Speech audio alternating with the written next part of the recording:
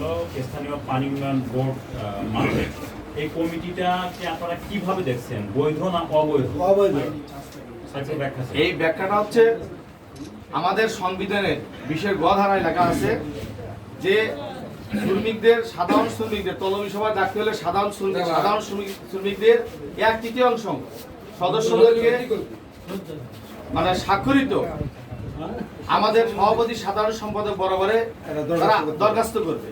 সেই দরখাস্তর মাধ্যমে আমরা 7 দিনের মধ্যে যদি আমরা তলবি সভা না করি তাহলে তারা রেজিস্টার অফ ট্রেড ইউনিয়নে তারা অভিযোগ করবে।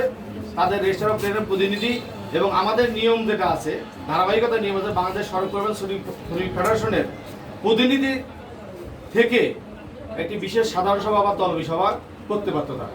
তারা তাড়া করে আমাদের এখানে জামাত ইসলামীর সহ এবং স্থানীয় শ্রমিক কল্যাণ ফেডারেশনের সভাপতি যিনি আছেন উনি কমিটি ঘোষণা করেছেন।